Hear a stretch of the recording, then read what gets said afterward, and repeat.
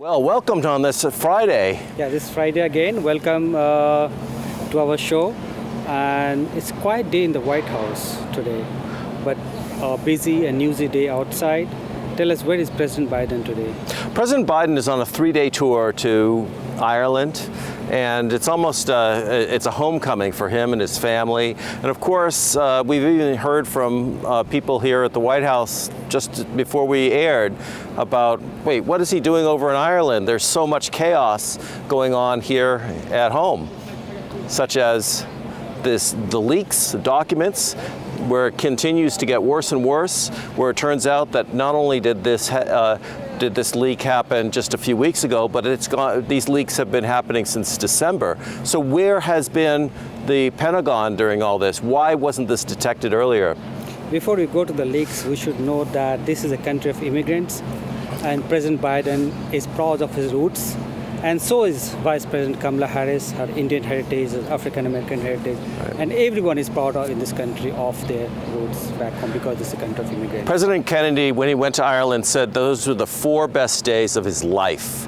He loved being in Ireland. It's a true homecoming, and of course in Dublin. And have you ever read Dubliners? The pictures and the video that coming out from Ireland, it looks like President Biden is cherishing these moments. Cherishing it. He loves this moment. And what's really kind of weird is that there are some commentators here at home that are saying that Biden hates Britain, which is ridiculous. He doesn't like the ramifications of Brexit, but he's not really trying to deal with that right now. Trying to shore up international trade with Ireland, trying to basically renew our strong alliance with a country where so many Irish have come to this country. In fact, there are more Irish Americans living in the United States than there are Irish living in Ireland. Hey. Hello. Well, good. Hey, yes. Good. Great to see you. Yeah. So sorry for the break. Yeah. This was Neera Tanden, one of the closest advisors of President Biden, walking through on Friday. Let's have the next question about on the intelligence leaks that has happened. What's happening over there? Well, there was a low-level security, just an IT specialist from Massachusetts, who was leaking these documents. It seems to show off to his teenage friends, but these were pretty sensitive documents. They included our intel about Russia, about its inner workings in the Kremlin, almost minute to minute what was going on. It also included our assessment of military strength and weakness of Ukraine. And many people are surprised that we were spying on our friends as well as our adversaries. Well, of course. I mean, that's what we do as spy agencies, is we look for everything. And that's been happening for years. And of course, Israel, as we know, spies on us. So I mean, it's just part of the spy game. What's the ramifications of this leak? I don't think they're going to be that great in terms of our alliances with allies. Allies, everybody knows that everybody spies on everybody else. However, there are tactical issues. For instance, the Russians now know that our assessment is that Ukrainians need more armaments immediately. And of course, so Russia is going to play for that, trying to prolong the war in order to just wear down the opposition. There are damages here. And of course, there's a long-term damage or assessment, and that is, what is the Pentagon going to do about this? What is the Pentagon how are they going to reply? There's always been this problem with over-classification of documents, too many documents being classified. But here is a problem where somebody who really shouldn't have had these, who had no need to have these documents, had them and then revealed them to the public. Okay, one more thing I wanted to ask you about the abortion issue. Can you update us what's happening on that front? This was the week that was.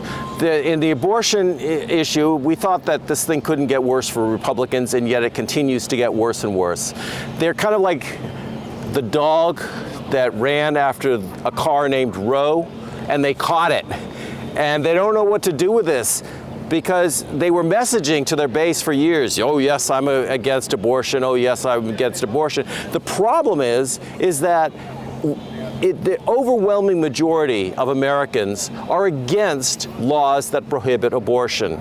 And so in a democracy, this is an unmitigated disaster. How Republicans deal with this it's getting tricky. There are reporters running around Capitol Hill chasing Republicans saying, okay, what about this ruling in Amarillo, Texas?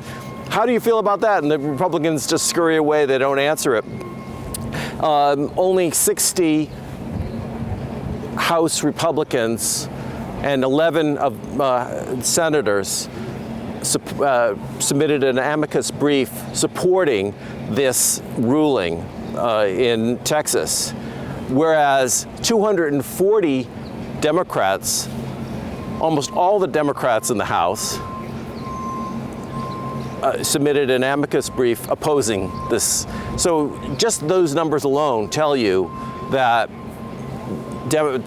Democrats know that this is a winning issue, and it certainly was in the 2022 election. Many Democratic strategists said we're going to run on abortion, and many naysayers said, oh, that's not going to work. But it did work. It did work very well for Democrats. They lost far fewer seats than would have been predicted in the midterm election, where the ruling party was empowered. Great. With that, I think anything else you would like to tell our audience this week? I think we're approaching summer. President Biden will be back in the United States soon, and of course the debt ceiling is always looming. So that's what we're looking out for as creep toward that deadline. Okay, wonderful. Yes. Great. Thank you. What a See pleasure. you again next week. Okay. Thanks.